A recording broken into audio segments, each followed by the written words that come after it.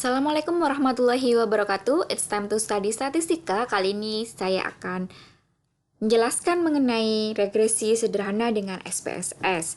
Di sini ada 12 data, ada 12 subjek. Dengan variabel bebasnya adalah minat belajar dan variabel terikatnya adalah prestasi belajar. Karena di sini jumlah variabel bebasnya hanya satu, maka kita menggunakan regresi linear sederhana. Pertanyaannya adalah A. Tentukan persamaan regresi linear sederhana. Yang B. Buktikan apakah ada pengaruh minat belajar terhadap prestasi belajar. Dan C. Buktikan apakah model regresi dapat digunakan untuk memprediksi prestasi belajar. Kita ke SPSS. Kita klik variabel view, kemudian kita klik di sini adalah minat belajar. Desimalnya 0, measure-nya adalah scale, dan prestasi belajar. Desimalnya 0, scale, data view, ini datanya. Kemudian kita ke Excel tadi, kita copy, Ctrl C, kemudian kita ke SPSS, Ctrl V. Kalau sudah, kita klik Analyze, Regression, Linear. Dependent itu adalah variabel terikat. Variabel terikatnya adalah prestasi belajar. Independent adalah variabel bebas. Variabel bebasnya adalah minat belajar.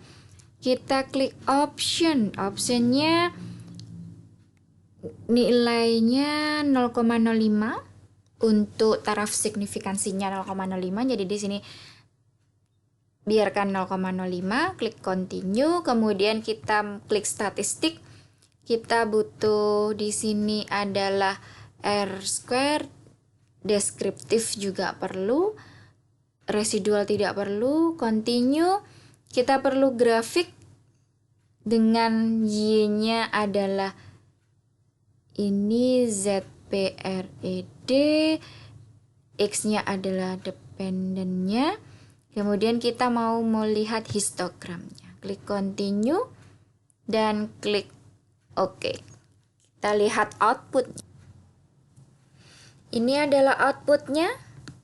Bagaimana kita menjelaskan output ini? Jadi di sini juga ada histogramnya, ada scatter plotnya, atau kalau kita hubungkan membentuk garis seperti itu.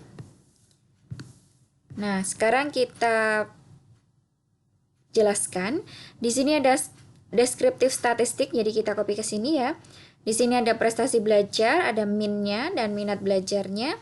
Jadi di sini kalau kita lihat prestasi belajar rata-ratanya 83,33, minatnya 76,42. Ini correlation-nya. Kalau kita lihat korelasi antara prestasi belajar dengan minat belajar nilainya adalah 0,816. Kalau kita lihat di tabel correlation, ini nilainya sangat kuat atau ada hubungan antara prestasi dengan minat, dan hubungannya itu adalah positif. Artinya kalau minat belajar anak tinggi itu prestasi belajarnya juga tinggi. Nah, untuk model summary-nya di sini ada R square. Hubungan korelasinya antara minat belajar dengan prestasi 0,816, tadi sama ya yang saya jelaskan barusan. Hubungan positifnya semakin tinggi minat, prestasi belajarnya meningkat. Kontribusi sumbangan minat belajar terhadap prestasi belajar ada 66,6%. Ini dapat dari mana? Dari R square ini. R square ini kita kalikan 100%, 0,666 ini kita kalikan 100% adalah 66,6%. Maknanya apa? 66,66% ini adalah sumbangan dari minat belajar terhadap prestasi belajar. Atau pengaruhnya itu 66,6%. Sisanya dipengaruhi oleh variabel yang lain. Sekarang kita melihat dari F hitungnya. F hitungnya adalah 19,914 dengan DF-nya di sini 1 dan 10. Atau signifikansinya di sini adalah 0,001. Nah, F hitungnya 19,914 dengan DB sama dengan N-1 sama 16 dikurangi 210. Pembilangnya adalah 1. 1 ini adalah jumlah variabel bebas atau independennya. Penyebutnya jadinya 10. Kita lihat di tabel F. Bisa lihat di ANOVA untuk tabel F-nya. Cara penjelasannya ada di sana. Jadi tabel F-nya nilainya adalah 4,960. Karena F hitungnya lebih dari F tabel, maka H0 itu ditolak. Maka model regresi linear sederhana dapat digunakan untuk memprediksi prestasi belajar yang dipengaruhi oleh minat belajar. Kalaupun kita tidak tahu DB atau pembilang dan penyebutnya, kita bisa lihat di sini tadi, di tabel sini tadi. Di sini kan ada DF-nya 1 dan 10.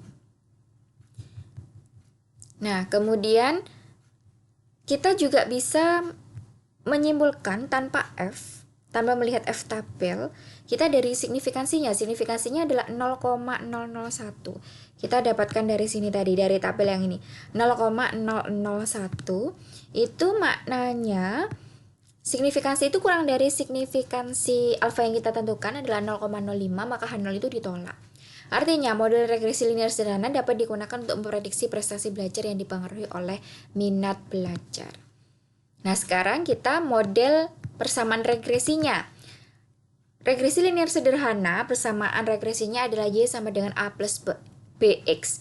Y-nya adalah variabel terikat, X-nya variabel bebas, A dan B adalah konstantanya. Kalau kita lihat dari sini, A-nya adalah 19,744. Di sini adalah A, konstanta A. Di sini B-nya adalah 0,832 dari sini. Nah, ini adalah B-nya.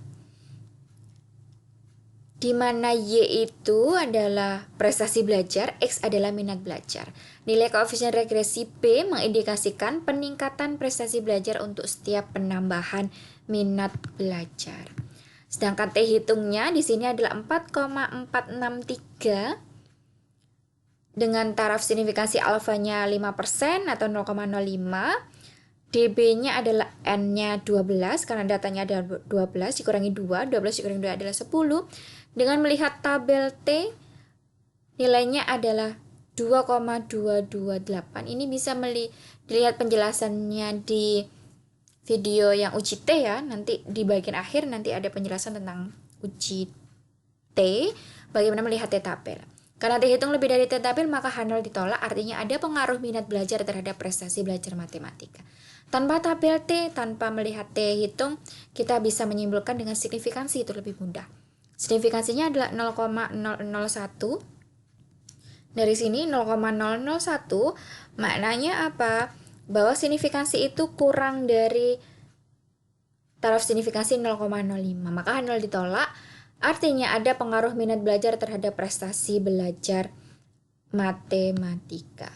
Di sini adalah grafiknya. Jadi ini ada hubungan linier. Hubungannya ini kalau dilihat hubungan linier positif antara minat dan prestasi belajar. Ini juga histogramnya, ini seperti lonceng, berarti data itu normal. Demikian penjelasan dari regresi linier sederhana dengan SPSS. Terima kasih. Wassalamualaikum warahmatullahi wabarakatuh.